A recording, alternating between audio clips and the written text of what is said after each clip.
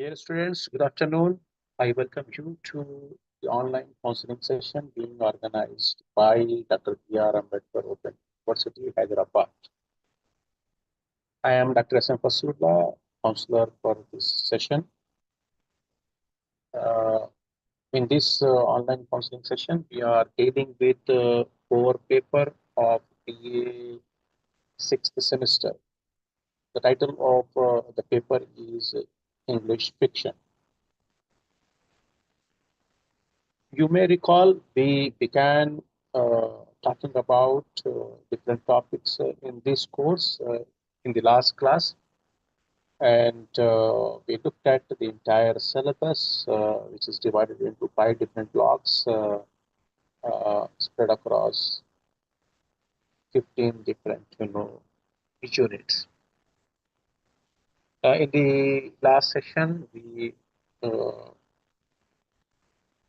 we tried to have an overview of the whole course, and also uh, we try to understand the genre of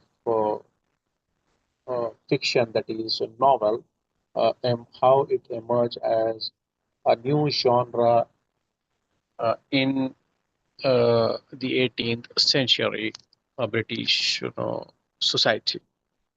We also looked at different factors that were responsible for the emergence of a novel or fiction in general as a new category of literature. Earlier, uh, poetry and drama were dominant forms, but by 17th, 18th century, right, the industrialization that has happened in the British society changed uh, lifestyle, changed the behavior of the people, their economic preferences, and other things. And as a result, there was the necessity to cater to a new emerging class in the British society, that is working class, right? These were the people who were coming from variety of rural settings to the urban setting to work in industries to earn their livelihood uh, and live a different and a new life, right? And both poetry and drama uh, were not suitable for this class because this class was busy. This class was not as highly educated as the elite, and they had the priority of working to meet the ends of the day. Okay, so they had some time during the travel, especially from their homes to the uh, industries and back from factories to their homes. So there was a travel time which actually gave an opportunity for them to read, but both the poetry as well as drama were unsuitable for them. Okay, so there was this necessity that led to the emergence of fiction, especially novel and short stories as new genres in 18th century. So in this particular course, we are focusing on novel, especially within fiction. So if you recall, there are multiple novels prescribed in the syllabus, right, with reference to English fiction. So we have British novels, right, written by British writers, British novelists, and then we have American novels written by American writers, and we have contemporary Indian English novels. So that's how we have three different types of fiction within English fiction in this course. Okay, so moving on to the very first unit, first block, which has three different units, right? Introduction, then Daniel Defoe's Robinson Crusoe, and Henry Fielding's, Joseph Andrew. Okay, so in today's class, we will try to take up Robinson Crusoe, right? It's a very famous and classical English novel, and it is prescribed in the syllabus across the world, especially under English fiction or under British literature. Okay, and there are reasons why this particular book is prescribed in variety of university and college syllabus. It's because this is a classical text, and it is as I informed you earlier in the previous class that the novel writing started with later in the letter form, right? So those kind of novels which are written in letter form are called epistolary novels, right? Pamela and Clarissa are examples of such novels. But novel in its prose style and especially right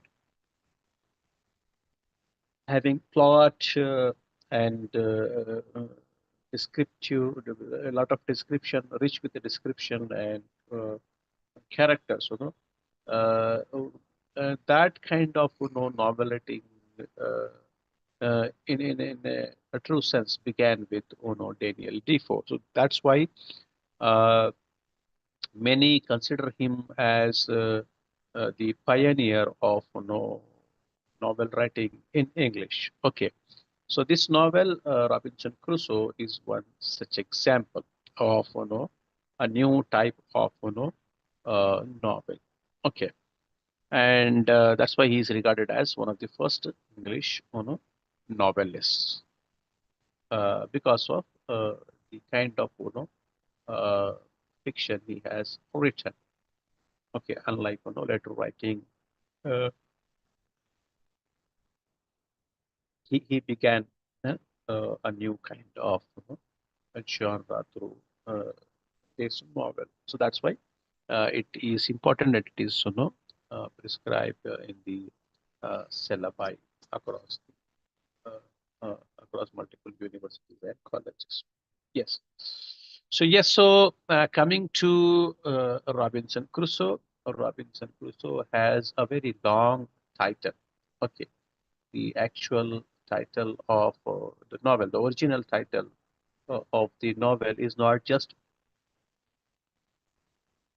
Robinson Crusoe, rather it is the life and strange, surprising adventures of Robinson Crusoe, of Doc Mariner, okay, who lived 8 and 20 years all above in an uninhabited island on the coast of America near the mouth of great river of Oronqui.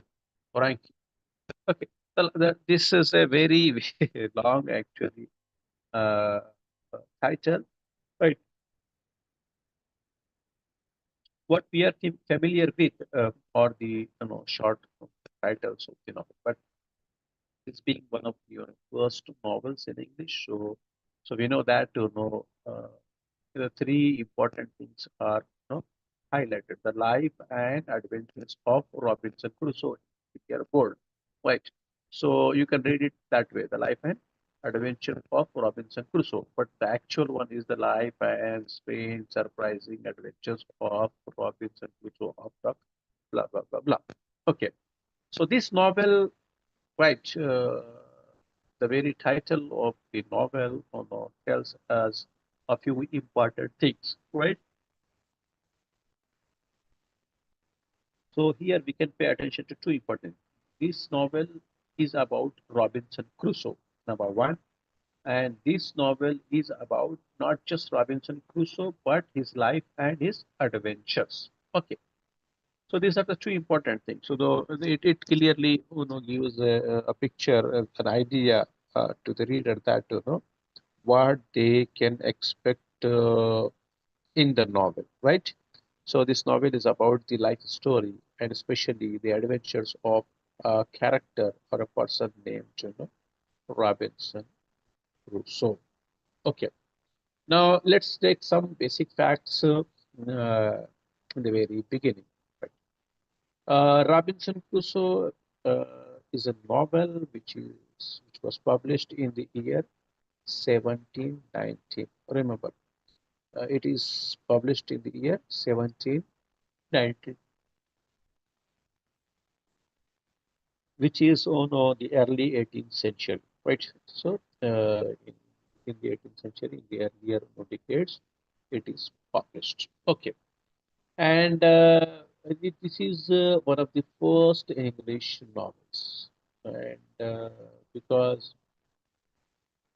of the richness, the descriptive richness that it contains. Okay, and it is written by uh, English novelist Daniel Defoe. Right. Now, when it comes to what kind of a style Daniel Defoe uh, chose to write this novel uh, is something we need to take a note of, right? So when we read the novel, we come to realize that the novel is written in an autobiographical style. Okay, and as the title suggests, it's about adventure. So the story is an adventure, as a story with some realism and spiritual narrative. I told you that there are 4 or 5 different important features of 18th century English fiction, especially adventure, individualism, and all. Right? Realism, adventurism. Oh, sorry, realism, individualism, and some other points are there. Okay. So this novel is also a realistic. When we say realistic, it means it resembles living people, known incidents, known places, and all. Okay. So this novel that is Robinson Crusoe is about a gentleman, right? And it's about his adventure in uh, this, especially uh, it's a sea journey. Okay, it's a voyage. Okay. And it is said that this is the story of Robinson Crusoe is inspired by the real life story of Alexander Selkirk. Okay, and that is why this novel uh, is realistic. Okay, so realistic. Yes, coming to the summary of the novel. Okay, because we are talking about novel and a lot of other aspects of novel. So it is good to have a basic, outline of the story, understanding of the story, so that the discussion becomes meaningful and engaging. Okay, so let's start uh, with this, short summary. Okay, a plot summary of the uh, novel that is Robinson Crusoe. Okay, so Robinson Crusoe, as a young and impulsive wanderer, defied his parents and went to sea. He was involved in a series of violent storms at sea and was warned by the captain that he should not be a seafaring man. Ashamed to go home, Rousseau boarded another ship and returned from a successful trip to Africa. Taking off again, Rousseau met with bad luck this time and was taken prisoner in Celine. His captors sent Crusoe out to fish, and he used this to his advantage and escaped along with us here. Okay, and he was rescued by a Portuguese ship and started a new adventure. He landed in Brazil, and after some time, he became the owner of a sugar plantation. Hoping to increase his wealth by buying slaves, he aligned himself with other planters and undertook a trip to Africa in order to bring back a shipload of slaves. After surviving a storm, Crusoe and the other were shipwrecked. He was thrown upon shore only to discover that he was the sole survivor of the earth. Crusoe made immediate plans for food and then shelter to protect himself from the wild animals. He brought as many things as possible from the wrecked ship, things that would be useful later to him. In addition, he began to develop talents that he had never used in order to provide himself with necessities. Cut off from the company of men, he began to communicate with God, thus beginning the first part of his religious conversion. To keep his sanity and to entertain himself, he began a journal. In the journal, he recorded every task that he performed each day since he had been marooned. As time passed by, Crusoe became a skilled craftsman, able to construct many useful things and thus furnished himself with diverse comforts. He also learned about farming as a result of some seeds which he brought with him. An illness prompted some prophetic dreams, and Crusoe began to reappraise his duty to God. Crusoe explored his island and discovered another part of the island, much richer and more fertile, and he built a summer home there. One of the first tasks he undertook was to build himself a canoe in case an escape became possible, but the canoe was too heavy to get to the bottom. He then constructed a small boat and journeyed around the island. Crusoe reflected on his earlier wicked life, disobeying his parents, and wondered if it might be related to his isolation on this island. Yes, this was the summary of the novel Robinson Crusoe, The Life and Adventures of Robinson Crusoe. Now, this is about one gentleman, one young teenage boy called Robinson Crusoe, right, who was adventurer in his spirit, despite his young age and advice and warning from the captains, right, experienced captain. Crusoe goes on to voyage. He reaches Africa. He comes back from Africa, and his next trip he goes to the sea and he's met with Paris. That is, he was captured, right, and he was left on the island because of shipwreck. And there he is aboard. He contemplates. He thinks about his life, earlier past life, and realizes that whatever has happened to him, whatever bad has happened to him, it's because of his disobedience. So he recalls God, he prays to God, right? And also regrets what he has done to past life. Well, this story actually has, I think as many as six different turning points or major events in the story, right? The first one is about his early life and rebellion, right? Crusoe was born in York to a middle class family. His father advises stable middle life, right?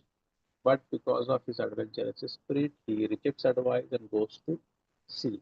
So here starts the theme of disobedience. Okay. Then he goes on to voyage and he's stuck with misfortune. Right. He faces storms, shipwrecks, and is captured by pirates. And he is put on an island. He escapes slavery and reaches Brazil. Okay, another. And he becomes a plantation owner in Brazil. Okay. And as a result of shipwreck, Crusoe is isolated from the people and he is alone on the island, right? This shipwreck happens on a desert island near South America. He is the sole survivor. He learns a lot of things there. He tries to uh, survive and manage his life, right? And he also learns a lot of you know, new things that uh, he taught. Okay. And begins this isolation. This is the beginning of 20 years of his isolated life on the desert island. Right. So as a result, he spends a lot of years on the island. So he builds shelter, makes tools there, and grows crops. Okay. And he was also lucky and skilled to domesticate animals. And as he is actually living life on a desert island, uh, he keeps a journal, right? And he writes things in that about his life and about important events, right? And as a result, he develops self-reliance and ingenuity. Okay. And his life on island also gives him time to introspect, to think, to reflect. Okay. So we see that there is a spiritual awakening that is happening in Robinson Crusoe. We know that his departure from his hometown, right, in a ship, is the beginning of his disobedience. But here on the island, after spending days and days, right, he reads the Bible, he turns to God, he repents, right, and realizes his suffering as a divine punishment and redemption. So we see that there is a theme of repentance and spiritual growth as a result of his isolation on the island and his reading of the Bible. Okay, now one Friday he encounters some people, right. He saves a native from cannibals, right, names him Friday, and he teaches him English and Christianity. He establishes master-servant relationship. Okay, he not only saves a person and names him Friday, he also mentally enslaves him.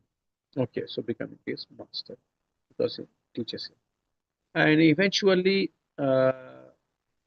he helps a ship captain regain control from mutineers and finally rescued and returns to England. He finds his plantation prosperous, becomes wealthy. Okay. Now, coming to important characters in the novel, there are characters that is the protagonist himself is a main character, that is Robinson Crusoe, right? He is adventurous, he is individualistic, and he is also reflective. And then there is a slave, whom Robinson Crusoe names Friday. So Friday is a loyal companion. He symbolizes colonial encounter. And there is also Crusoe's father at the beginning of the story, and his character acts as a voice of reason and moderation. Right? He advises Crusoe not to go to sea at the young age. And there is also Captain who helps Crusoe return home. Okay, these are some major characters in the story. Now, coming to themes, we have individualism and self-reliance as a theme. Then colonialism and cultural superiority is also there, and there is a religions and providence and economic man, civilization versus savagery. Okay, one important thing that you can notice that this story is written at a time when Britain was on its route to colonize different territories and enslave people and extract a lot of natural resources from other territories and bring the wealth to the Britain. Okay, so this story, like typical colonial stories, furthers the colonial agenda and talks about the master and slave relation, right? And it's important, okay? And as well as the trade that the British was doing in different territories, especially in this case it's Brazil, right, where there is a plantation, right? Okay, and also also when it comes to the narrative style and technique used in the novel, this whole story is written in first person narrative, so that's why it carries a realistic tone, right? And unlike earlier works, this novel is very rich in description description of people, that's characters, description of the places, description of the events, and all. Okay, and this story is also a survival. It's about survival and survival techniques, right? And because Crusoe uses a journal, a kind of a diary, to note down what is happening day to day, important things that happen uh, day to day, and he was noting all those things, right? And also, this is a blend of fact and fiction. This story blends both fact and uh, fiction, right? It is actually, as I told you, is considered a foundational English novel, or one of the earliest English novels. Okay, and it reflects the 18th century colonial mindset of the British and English people. Okay, and this is a kind of prototype, a model of the castaway narrative, a narrative, a story where the character, the important character, is cut off from the shore, right, and is lost on some island. So this can be seen as a model or a prototype of the castaway narrative. And as I told you, this work, because being the pioneering work in the English fiction, right, it influenced later works like adventure and survival fiction. So now, if we try to wind up, Robinson Crusoe is not just an adventure story, but a moral and philosophical narrative. This novel, Robinson Crusoe, the life and adventure of Robinson Crusoe, is not a mere adventure story. Rather, it is a moral and a philosophical narrative. Right? This novel explores resilience, right? When it's met with surprises, which affects the character's life adversely, right? So it shows resilience of a single person, right? Character of Robinson Crusoe survives and accepts the challenges and uh, designs strategy to survive. Okay, so it's about resilience, and also it's about faith and colonial world. despite all the things, Crusoe has faith in himself, in God, right, and a better future. And because this story is a product of monopoly society, so it's also a window to the uh, world view.